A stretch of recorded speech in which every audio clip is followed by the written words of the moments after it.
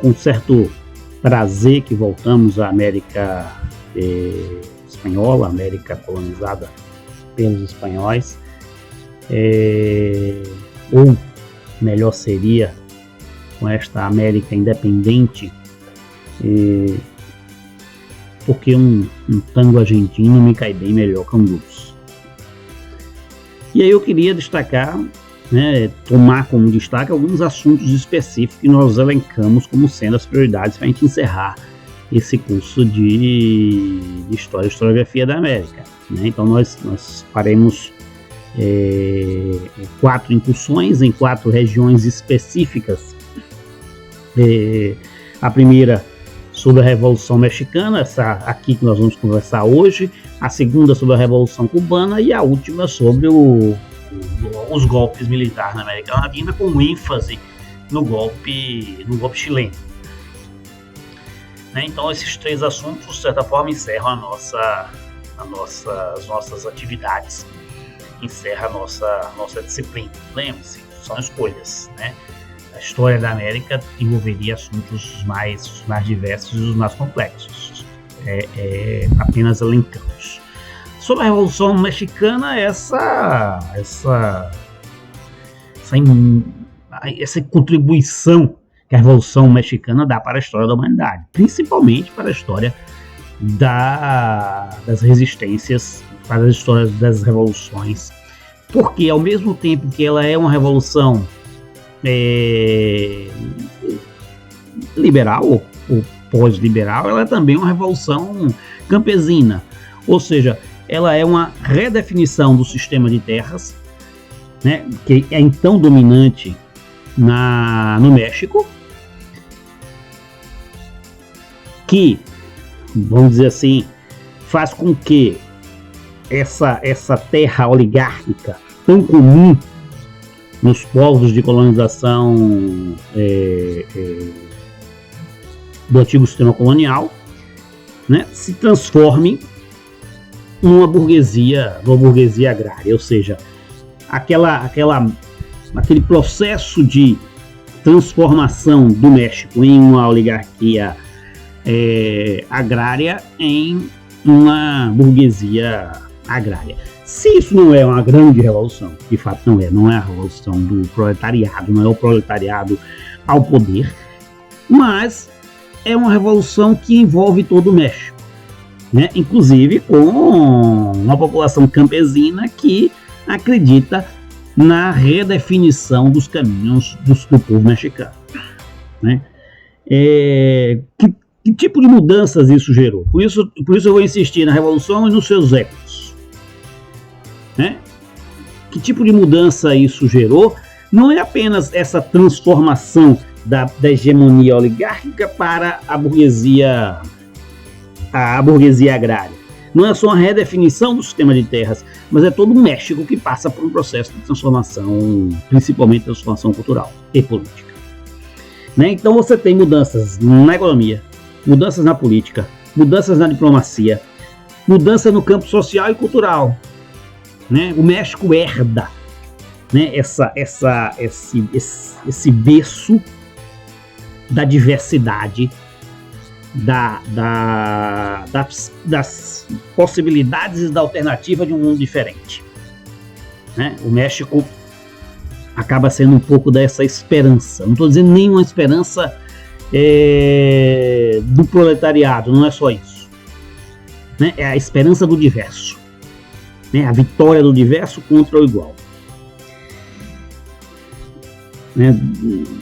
Talvez por isso grandes ícones culturais mexicanos se evocavam no sentido desta revolução. Não pelo que significou Pancho Villa ou Zapata, mas pelo que significa Pancho Villa e pelo que significa Zapata hoje, na história das humanidades. Me empolga muito, me empolga muito esse México que pulsa ainda, que acredita, que resiste, esse México que valoriza as suas condições culturais e a sua capacidade de resistência o México que aceita, o México que incorpora, o México que acolhe, o México que dá um exemplo ao mundo de que pode conviver lado a lado sem precisar de um muro, né? Que produz ideia, conhecimento. O México. Eu me empolgo, eu sou atraído, né, pela capacidade que o México teve de encontrar uma solução para a diversidade. Mas vamos baixar o furor da alegria e vamos pensar na revolução. Inclusive o México se redefine nas suas relações com a própria igreja. A igreja, seja a igreja europeia, seja a religiosidade, as outras religiosidades que compõem os povos pré-colombianos. Né? A festa da Boa Morte, ela é talvez única, e ela, não sei se vocês perceberam, em várias entradas, em várias saídas nossa, ela é evocada, ela é chamada, né, nas aberturas, que são símbolos da Boa Morte, não, perdão, a festa da morte, que acontece no mês de novembro. Ela é essa mistura, né, do catolicismo e da morte dos cemitérios com as tradições culturais e religiosas dos povos mexicanos. E é claro que, embora esteja na moda, a gente tem que evitar as modas. Eu estou pensando também na Revolução Cultural Mexicana que acontece depois, né? Eu estou pensando em Diego Rivera. Mais que Diego Rivera, embora seja hoje uma figurinha popstar, não é isso que eu quero que vocês observem. Não quero que vocês observem ela sob a perspectiva da popstar, mesmo porque ela não era, né? Ela foi transformada pela conjuntura. É a figura da Frida Kahlo. Bem, não é esse devir, né? Não são esses ecos que eu quero pensar agora. Eu quero pensar nas influências da Revolução Mexicana. A primeira, vamos dizer assim, grande influência da Revolução Mexicana que eu queria pensar com vocês é a ideia do positivismo, né? O que representou o positivismo no México. É o que representa esse sentido de uma estrutura de Estado em que a ordem resolveria todos os aspectos. Então vamos pensar o seguinte, né? Eu tenho grandes propriedades agrícolas que se organizam de uma forma integrativa, né? As haciendas. A gente viu que não são tão grandes quanto a plantation, mas são estruturas que vão se dinamizar e se inserir dentro do controle de grandes mercadorias, né? A própria hacienda, um conjunto de haciendas que vão produzir determinadas coisas. Em determinado momento essas estruturas vão ganhar corpo e vão ter uma característica muito exportadora. Embora a hacienda original não tenha essa característica totalmente para exportação, mas a hacienda foi montada para fornecer produtos para outras partes da América Espanhola. Então lembre-se especificamente, quando se divide essas partes, a hacienda de unidade, que era uma unidade internalizada, de produção internalizada, ela começa a ser uma unidade exportadora, né? Seja de produtos para esses recém-criados estados sul-americanos, ou da América Central, seja para uma estrutura de vendas para os Estados Unidos da América, né? Então, um processo de fornecimento cada vez mais significativo para os Estados Unidos da América, né? Depois a gente vai ver quando os Estados Unidos vai ocupando parte do México, isso ainda se incrementa cada vez mais, né? Até hoje, né, são economias que estão vinculadas também porque suas populações estão vinculadas, ou seja, o povo mexicano está nos Estados Unidos, porque os Estados Unidos invadiu parte do México, ou porque os mexicanos migraram para os Estados Unidos em busca de riqueza ou em busca de melhores condições de vida. Essa expansão e valorização das haciendas e essa ampliação do seu volume, do seu tamanho, vai dificultar um pouco, ou vai criar tensões com os povos indígenas, né? Um conjunto de intervenções nos usos e costumes dos povos indígenas. Os povos indígenas talvez tenham sido mais atacados no pós-independência, com essa ideia do progresso e da modernização do México do que no período colonial. Então, em determinado momento, há inclusive uma vetação da produção para o mercado interno, né? Dificultando inclusive a permanência desses povos tradicionais e das suas atividades, exatamente para expulsá-los das terras que seriam ocupadas, né, que seriam invadidas pela hacienda. Então, o primeiro destaque que nós damos às tensões, né, a esse acúmulo de tensões, ou a formação da classe trabalhadora, como queiram, pegando o modelo do Thompson, né, talvez seja o primeiro modelo a ser destacado é essa violência contra as populações indígenas, né, o progresso, a defesa do progresso, resultado também daquilo que nós estávamos falando anteriormente, né, das ideias positivistas, a ideia do Estado gerando progresso e a ideia de valorização da ampliação dessas haciendas e desse mercado exportador tenha configurado uma violência muito maior das populações indígenas e, portanto, uma resistência muito maior também das populações indígenas, né, a essa violência, né? Os indígenas ficam clássicos, costumavam brandar abajo las haciendas e vivam os pueblos, né? Os pueblos tradicionais mexicanos que estavam sendo destruídos pela expansão das haciendas, inclusive na expropriação das suas terras.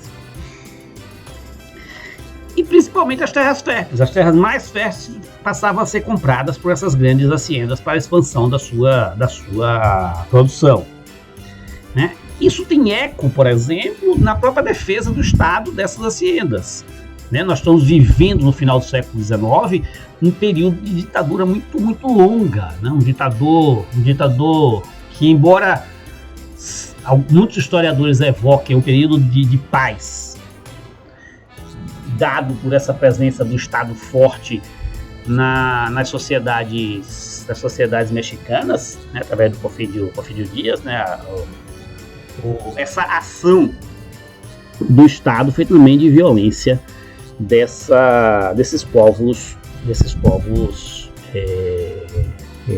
povos originais, principalmente, né? Ou seja, o Estado passa a defender a grande produção agrícola.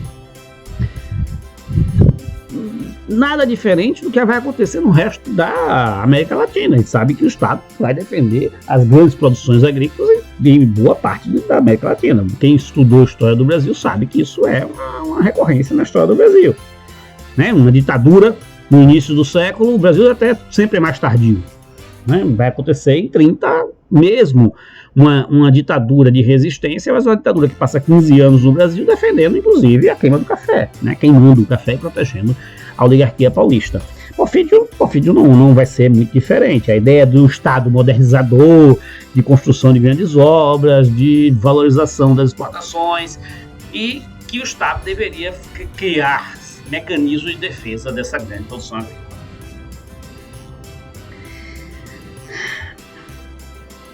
Mas o que se caracteriza como diferente é a resistência dos povos mexicanos a esse modelo.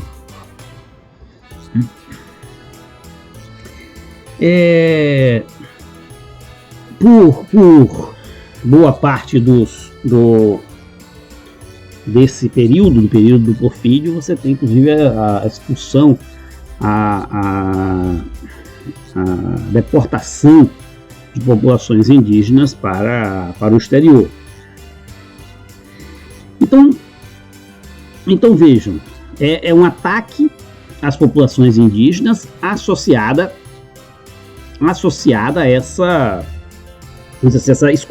exclusão, marginalização dessas populações indígenas das esferas de poder mexicanas. Então, para além dessa grande, vamos dizer assim, expansão da produção agrícola, você tem também vinculado a essa expansão agrícola a defesa da industrialização, do desenvolvimento do capitalismo mexicano. Então o Estado acreditava no controle dessas sociedades para gerar o crescimento, para gerar o desenvolvimento, para gerar a expansão econômica do México. Qual é o modelo? O que era a modernidade no final do século XVIII e início do século XIX? É o trem. São as linhas de ferro, são os comboios, são os caminhos de ferro. Associado aos transportes, a esse transporte mecânico, o desenvolvimento de dois outros aspectos que eram associados ao transporte: os correios e os telégrafos. Então, mecanismos de comunicação que integravam, de certa forma, partes inclusive diversas do próprio México. Aí imagine o México, um país continental de imensas dimensões, que vinculavam povos distintos, e que, a partir de um determinado momento, conseguiu ir se integrando com essas linhas de ferro. Então você tem uma integração da economia mexicana do norte aos dos Estados Unidos, então, de certa forma, valorizando a exportação para os Estados Unidos da América, mas também para o Pacífico, ou seja, essa dimensão de que o México também está voltado para a Ásia e também está voltado para a Europa através do Golfo, ou seja, ela está no Pacífico e ela está no Caribe e no Golfo do México. Então, aquilo que eu repeti para os Estados Unidos, os mexicanos conseguiram até de forma mais fácil, por conta desse afunilamento geográfico, de vincular o Caribe, portanto, as exportações para a Europa, com as exportações para a Ásia. Mas não só para a Ásia. Esse vínculo também com a costa leste americana e com alguns estados sul-americanos e a própria América Central, imaginando que nesta época o México não era a América do Norte, depois é que se transforma. Além disso, a velocidade das comunicações daria velocidade também aos exércitos nacionais para reprimir rebeliões.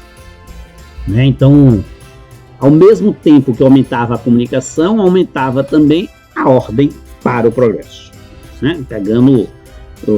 Voltando à nossa temática positivista. Então, só para vocês terem ideia, em 1876 eram 666 quilômetros de ferrovias. Em 1910, 19.205 quilômetros de ferrovia. Eu tenho um incremento assim assustador no final do século XIX e início do século XX. Tudo isso imputado à figura do ditador Porfírio Dias, que fica 30 anos no poder. É conhecido como aquele que constrói o México moderno, que moderniza, que insere o México no capitalismo. Em resumo, ele vai se configurando, ele mesmo como um ditador, como o herói da paz e do progresso, da ordem e do progresso. O próprio positivismo em pessoa é a figura do Porfírio Dias. Quando você visita a cidade do México, você vai dizer aquela obra, você vai nos aqueles carros de turismo, aquela obra é foi feita na época do Porfírio Dias. O Porfírio Dias, há 30 anos, né, a cidade do México é quase toda feita por Porfírio Dias, né, pelo menos nas suas gestões. Só que esse mesmo caminho de ferro que permite que as forças do Estado controlem as revoluções são os caminhos de ferro que vão trazer Zapata e Villa, né? São os caminhos de ferro que trariam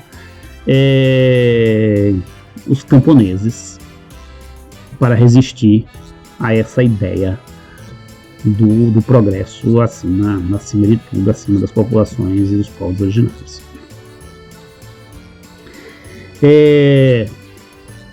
Claro, não é só isso, né? É um desenvolvimento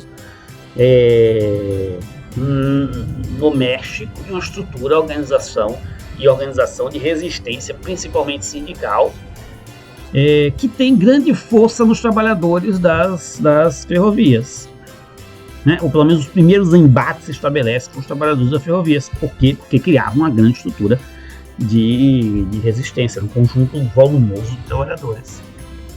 E as greves desses trabalhadores afetavam toda a economia mexicana, já que ela foi feita toda voltada para escoar sua produção através dessas ferrovias, seja para o norte, seja para o Golfo do México, que permitia Caribe e Europa, e Brasil, por exemplo, seja para o Pacífico, Ásia, costa leste americana e embaixo os países que ficam no Pacífico da América do Sul e da América Central. Então essa repressão e esse embate a esses trabalhadores, feito pela ditadura porfiriana, vai ser um dos percussores da Revolução. Essa revolução vai destruir principalmente o velho estado da oligarquia, né? Você vai ter um novo estado burguês e a implantação de uma constituição em 1917.